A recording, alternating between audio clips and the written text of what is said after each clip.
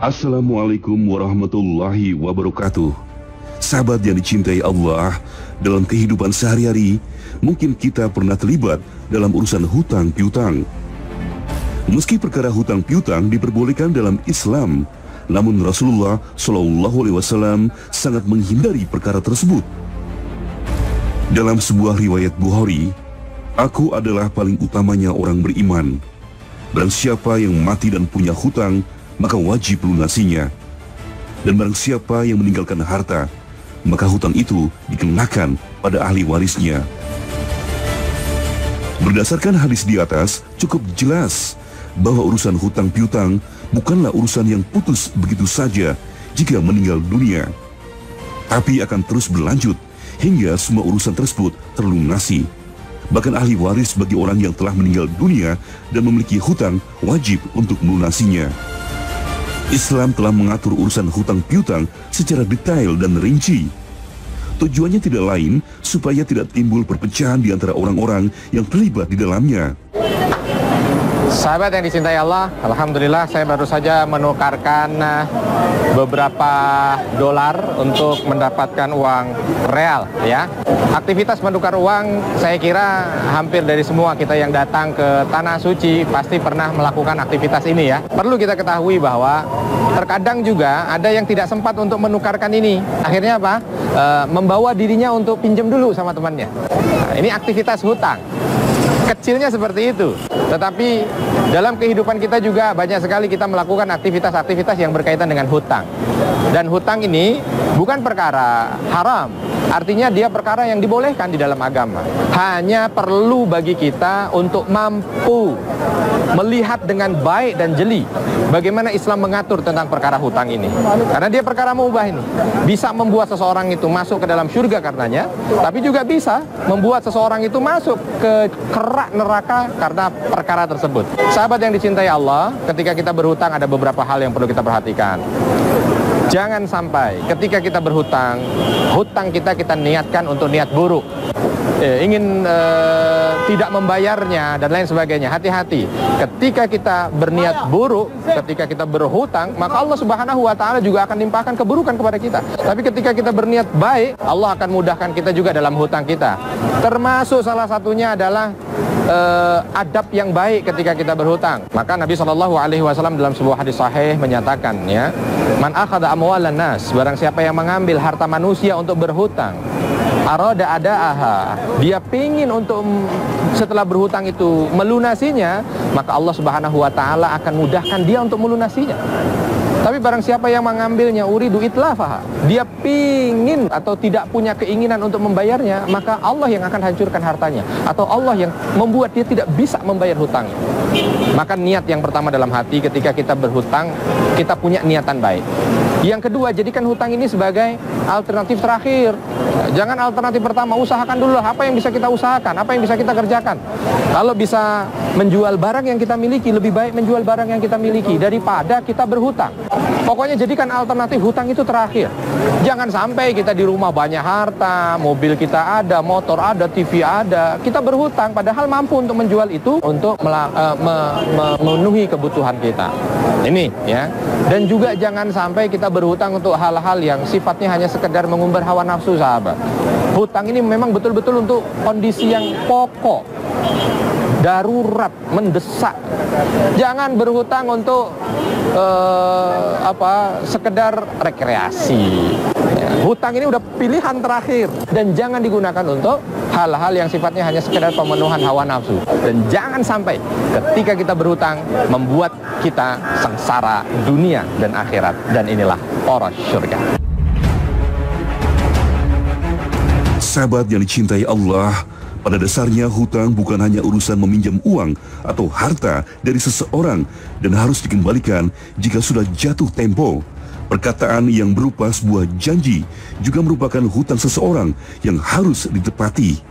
Itu sebabnya dalam Islam jelas mengatur jika seorang muslim ingin menjanjikan sesuatu kepada seseorang, hendaknya mengembalikan segala urusan hanya kepada Allah dengan mengucapkan insya Allah.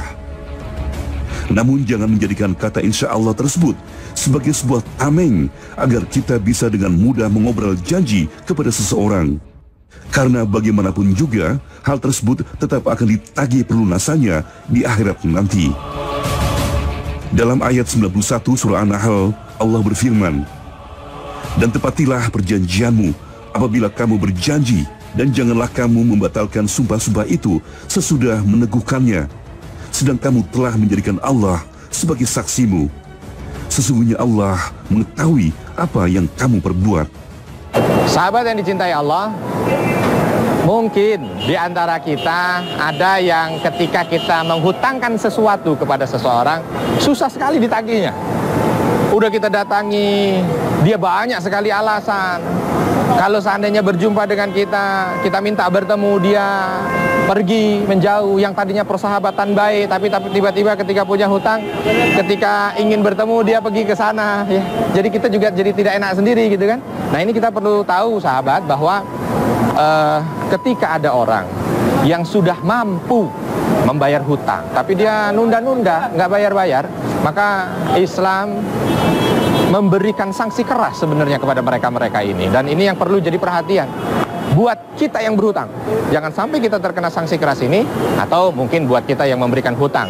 Karena ternyata Islam membolehkan kita untuk bisa melakukan hal-hal tersebut. Apa saja? Yang pertama, kita diperbolehkan ketika kita memberikan hutang kepada orang dan kita tahu dia sudah punya kemampuan tapi dia tidak mau bayar-bayar. Yang pertama, kita boleh berkata keras kepada dia. Artinya berkata keras ini kita meminta hak kita kepada dia. Minta saja, gitu ya. Misalkan, Anda ini sudah punya uang tapi begini boleh. Bukan berarti janganlah, kita diminta harus sabar, jangan sampai kita menyakiti hatinya. Tidak. Dan ini pernah terjadi gitu di zaman sahabat, ketika ada seseorang yang sudah mampu membayar hutang tapi tidak bayar-bayar, akhirnya salah satu di antara sahabat juga memberikan perkataan keras gitu ya. Akhirnya justru yang seperti ini yang diberikan isyarat ya untuk diperbolehkan dilakukan, karena memang ya tidak boleh kita hanya sekedar bersabar saja, aduh biarin deh ya, mungkin ini takdir saya, ujiannya seperti ini. Tidak, datangi, jelaskan perkaranya dengan baik ya, walaupun mungkin kata-kata itu pedas, sakit sampai di hatinya, tapi ini sebenarnya obat untuk dia supaya dia tidak menjadi orang yang tidak membayar hutang. Yang kedua, orang-orang yang seperti ini, kalau beritanya sudah sampai pada pemerintah dan penguasa yang berkuasa untuk mengambil hak, maka diperbolehkan untuk mengambil haknya. Dia punya hutang, dia punya harta banyak, tapi dia nggak mau bayar hutang. Ambil sebagian hartanya, dijual, ya, dengan adil tentunya, dengan baik, lalu berikan untuk pelunasan hutangnya.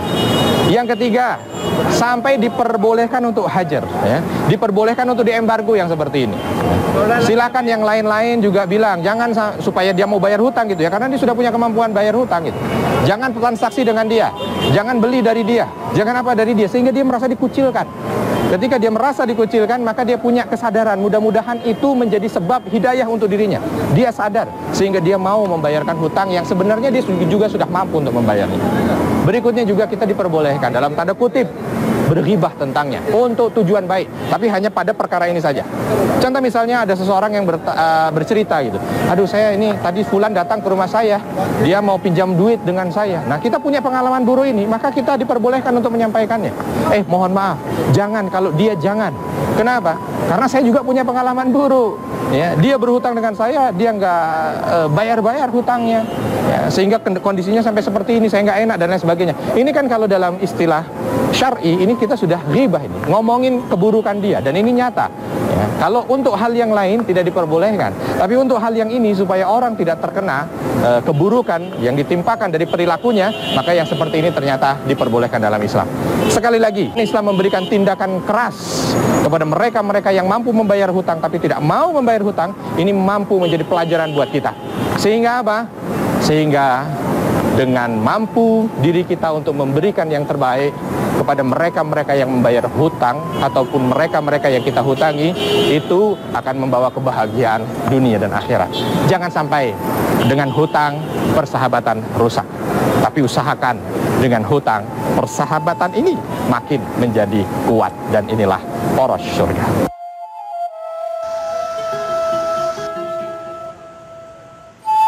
Sahabat yang dicintai Allah, penting bagi kita jika memiliki hutang untuk mensegerakan melunasinya.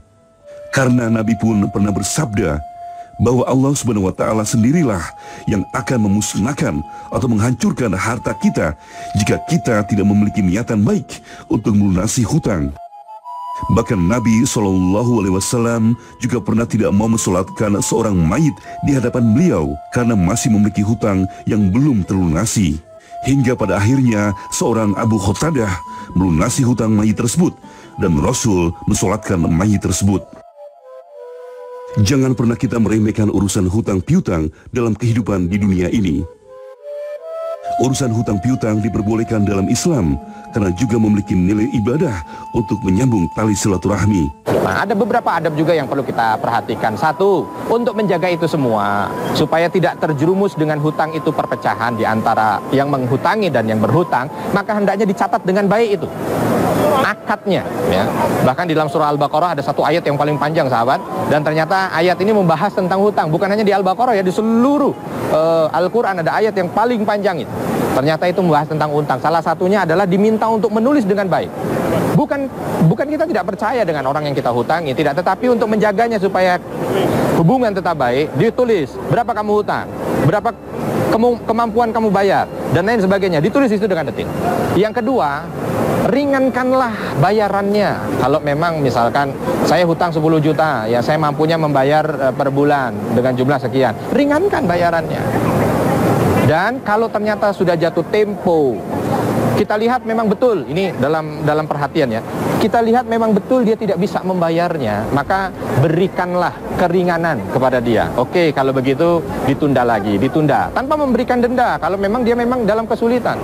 Ya, ada hadis dalam riwayat Hudzaifah, ya, ketika Nabi SAW bersama dengan beliau pernah berkata dan bersabda, ada seorang mayit yang ketika sudah meninggal dunia ditanya oleh Allah Subhanahu wa Ta'ala, apa amalmu? Maka dia jawab, apa jawabannya? Ketika dulu saya di dunia, saya pernah menghutangi seseorang, dan ketika dia berhutang kepada saya ringankan bayarannya. Dan kalau dia tidak mampu untuk membayarnya, saya berikan jangka tambahan waktu. Dan subhanallah, ternyata jawaban dari amal soleh ini tadi mendapatkan pengampunan yang luar biasa dari Allah Subhanahu wa Ta'ala untuk dirinya. Kenapa kita tidak mampu melakukan kalau seandainya kita diberikan kesempatan itu oleh Allah? Yang ketiga, atau yang berikutnya, jangan sampai ketika kita menghutangi dengan tujuan justru untuk melakukan hal-hal yang berbau riba. Nih, kamu saya pinjamin 10 juta, bayar dengan tempo, dan kamu harus bayar 15 juta. Ini mengambil kesempatan dalam kesempitan, dan ini riba, hukumnya haram di dalam agama. Hati-hati, ya. Hati-hati yang punya profesi seperti ini juga, karena ini hukumnya haram di dalam agama, ya. Berikutnya juga jangan sampai meminjamkan dengan syarat. Oke, kamu saya pinjemin, tapi tolong, ya, kamu harus jual ini hanya untuk saya, atau tolong kamu berikan kemudahan saya untuk menggunakan rumahnya, atau tolong macam-macam lah. Pokoknya ada manfaat, tujuan manfaat di sana. Ini juga tidak boleh. Kalau ingin menghutang, ingin memberikan hutang, ingin memberikan piutang, berikan saja ikhlas tanpa ada syarat. Karena di dalam Islam ketika dia memberikan syarat, maka ini termasuk bahagian yang tidak diperbolehkan. Ini yang harus menjadi acuan kita bersama. Dan yang terakhir, kalau memang ternyata kita lihat orang yang kita hutangi, dia tidak bisa bayar, betul-betul tidak bisa bayar, dan kita punya kelebihan harta, sudahlah, jadikan itu sedekah untuk dirinya. Dan ini yang biasa dilakukan oleh salafus saleh, bahkan di antara para sahabat. Pernah Tolhah punya hutang sekitar 50.000 dirham kepada Utsman bin Affan. Dia berusaha dengan kuat untuk mengumpulkan uang supaya bisa membayar, tapi begitu sampai di jatuh tempo dia mencoba untuk membayarnya, Utsman mengatakan, wahai sahabatku, ini aku persiapkan untuk dirimu.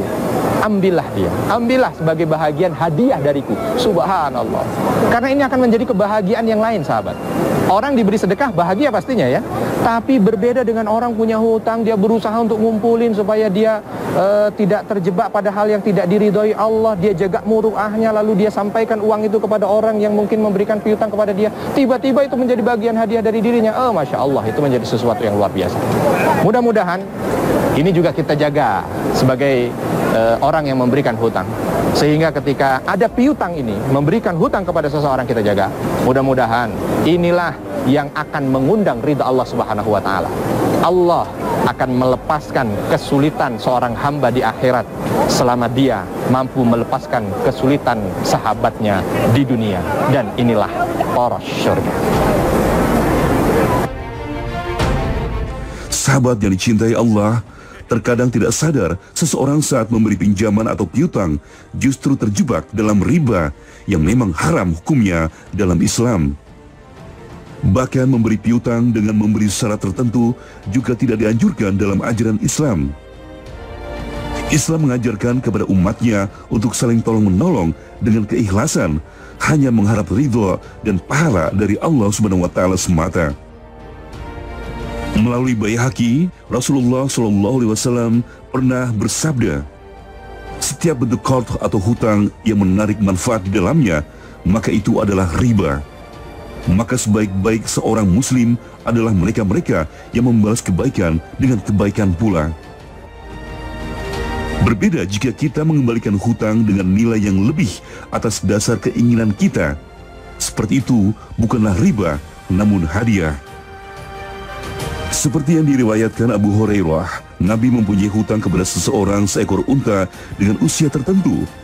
Orang itu pun datang menagihnya, maka beliau pun memberikan unta yang umurnya melebihi unta yang dipinjam Nabi. Sebaik-baik kalian adalah orang yang paling baik dalam pengembalian hutang. Hadis riwayat Bukhari. Sikap Rasulullah tersebut merupakan contoh bagi kita dalam membayar hutang, selayaknya memberi kelebihan dari jumlah yang kita pinjam. Hal tersebut merupakan sebuah bentuk ucapan terima kasih atas pertolongan yang sudah kita terima sebelumnya. Sahabat yang dicintai Allah, jika dalam hal berhutang, niatan untuk tidak melunasi hutang menjadi sebuah ancaman yang akan menutup pintu surga, maka riba juga menjadi sebuah ancaman pula bagi yang memberikan hutang atau piutang sehingga terseret dalam neraka. Islam memperbolehkan urusan hutang piutang karena memang ada nilai manfaat kebaikan di dalamnya. Namun Islam juga melarang urusan tersebut jika bertujuan untuk hal-hal yang sifatnya merugikan atau untuk kejahatan. Bahkan ada nilai sedekah yang cukup besar dalam hutang piutang, manakala pihak yang memberikan piutang bersedia meringankan kesulitan saudaranya dengan memberi waktu tempo pelunasan atau bahkan mensedekahkannya kepada pihak yang berhutang. Sahabat yang dicintai Allah, mungkin di antara kita ada yang sudah berhutang lama sekali, mau bayar susah sekali. Bukan tujuan kita untuk mentakhir bayar atau mengakhirkan bayar, ya. Tapi memang kita nggak bisa bayarnya. Apa yang harus saya lakukan? Gitu. Mungkin pertanyaan ini ada dalam benak hati kita, ya. Atau mungkin sudah selesai berhutang, kayaknya memojokkan kita atau memaksa kita harus menghutang lagi. Selesai membayar, kita harus menghutang lagi. Seolah-olah hidup kita tidak lepas dari hutang. Ada beberapa hal yang bisa kita lakukan, sahabat. Yang pertama, tentu ketika kita berhutang, kita punya niatan, ya Allah, kalau bisa ini hutang terakhir hamba, ya Allah. Kalau bisa ini hutang terakhir hamba. Hamba tidak mau hidup di atas hutang. Harus punya azam dulu. Jangan justru kita menikmati hutang. Kalau kita menikmati hutang, lain ceritanya. Ya, apalagi sekarang dengan berbagai macam kemudahan hutang, ya. Bahkan orang hutang nawarin ke kita. Ya, kalau kita menjadikan hutang itu sebagai kenikmatan, jangan salahkan kalau hidup kita hidup di atas hutang. Punya azam dulu. Jangan sampai kita hidup di atas hutang. Yang kedua, memperbanyak istighfar kepada Allah. Karena itulah yang diisyaratkan oleh Allah Subhanahu wa Ta'ala dalam surah Nuh, bahwa kita diminta untuk memperbanyak istighfar. Iya sih, hari-hari kita dengan istighfar. Astagfirullah, astagfirullah, astagfirullah. Supaya apa? Allah berikan limpahan harta berkah, sehingga dengan itu kita mampu untuk membayar hutang-hutang kita. Berdoa kepada Allah dengan berbagai macam doa. Bahasa kita sajalah kalau kita tidak mampu. Ya Allah, ya Allah, carilah waktu-waktu mustajabah ketika berdoa. Sering bangun tahajud, sehingga lisan kita sering berdoa kepada Allah, minta dibebaskan dari hutang ini, ya. Setiap ba'da shalah kita juga berdoa agar Allah berikan kemudahan kepada kita untuk bisa terbebas. Dan ada juga hadis yang disampaikan dari Nabi SAW dengan redaksi yang sudah ditentukan oleh Nabi SAW. Kalau kita mampu untuk mengamalkannya, jauh lebih baik. Ada beberapa redaksi. Salah satunya ketika Rasul SAW menyampaikan, Allahumma inni a'udzubika minal hammi wal hazan, wa a'udzubika minal ajzi wal kasal, wa a'udzubika minal jubni wal bukhl, wa a'udzubika min ghalabatid dain wa qahrir rijal. Minta dijauhkan dari sedih dan sempit, minta dijauhkan dari malas dan lemah, minta dijauhkan dari pelit dan kikir, dan minta dijauhkan dari banyaknya hutang dan tekanan-tekanan orang yang zalim. Mintakan terus kepada Allah Subhanahu wa Ta'ala. Mudah-mudahan apa yang kita kerjakan ini mampu untuk membuat kita terbebas dari hutang. Dan mudah-mudahan dengan terbebasnya kita dari hutang, kita pun termasuk orang yang terbebas dari siksa api neraka. Dan inilah poros surga. Kita punya hutang 1 juta. Di rumah kita ada bangun masjid. Mana yang harus kita dahulukan? Kita bayar untuk sedekah masjid atau kita bayar sama orang yang memberikan piutang kepada kita?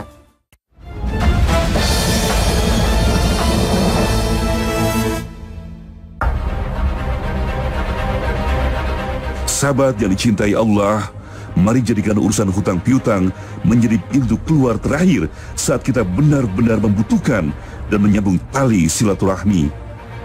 Dan mari kita jadikan urusan hutang piutang menjadi ladang sedekah yang akan mengantar kita menuju surga yang telah dijanjikan Allah Subhanahu wa Ta'ala. Sahabat yang dicintai Allah, ini ada pertanyaan dari fanpage-nya Poros Surga ya. Dan bagi sahabat sekalian, kalau ada yang ingin bertanya langsung, silahkan juga bisa bergabung dengan fanpage Poros Surga dan menuliskan pertanyaan di sana. Ini ada pertanyaan dari saudara Hendra di Jakarta ya. Beliau bertanya, Ustadz, saya punya keinginan untuk bersedekah, tetapi saya masih memiliki hutang. Kira-kira mana yang lebih baik buat saya? Saya bersedekah atau saya melunasi hutang saya? Sahabat yang dicintai Allah, mungkin pertanyaan ini juga banyak di antara kita ya. Ada yang ingin bersedekah karena memang ada waktu-waktu terbaik kan di saat bersedekah. Tapi dia masih punya hutang nih. Bagaimana ya? Saya sedekah atau saya hutang atau saya membayar hutang saya? Dilihat sahabat, tidak ada mutlak jawaban lebih baik sedekah atau lebih baik bayar hutang. Tapi dilihat oleh kondisi, berapa besar yang ingin kita sedekahkan dan berapa besar hutang kita. Kalau misalkan ada orang di pinggir jalan, dia belum makan, ya, kita memberikan dia hanya mungkin 10-20 ribu dan itu tidak mempengaruhi terhadap pembayaran hutang kita, nggak apa-apa, silakan sedekah, tidak ada masalah. Jangan dijadikan alasan, saya masih punya hutang, saya nggak mau sedekah. Kapan sedekahnya kalau begitu? Tapi kalau seandainya sedekah itu dalam nilai besar dan mempengaruhi hutang, contoh, kita punya duit 1 juta. Kita punya hutang 1 juta. Di rumah kita ada bangun masjid. Butuh dana 1 juta dari kita. Di sini orang memang sudah jatuh tempo, harus kita bayar hutangnya 1 juta. Mana yang harus kita dahulukan? Kita bayar untuk sedekah masjid supaya itu bisa untuk pembangunan masjid, atau kita bayar sama orang yang memberikan piutang kepada kita? Mana yang harus didahulukan? Yang didahulukan adalah membayar hutang. Ya. Jadi fleksibel. Kita lihat mana yang harus kita dahulukan sesuai dengan situasi dan kondisi. Mudah-mudahan sekali lagi kita termasuk orang-orang yang tidak dibuat pelit oleh Allah untuk bersedekah, dan juga mudah-mudahan kita menjadi orang yang tidak dibuat sulit oleh Allah untuk membayar hutang. Dan inilah poros surga. Sahabat yang dicintai Allah, inilah akhir kebersamaan kita. Semoga tayangan ini makin memantapkan iman dan Islam kita untuk meraih ketaatan tanpa batas, sebagaimana yang telah para nabi ajarkan. Amin ya rabbal alamin. Wabillahi taufik wal hidayah. Wassalamualaikum warahmatullahi wabarakatuh.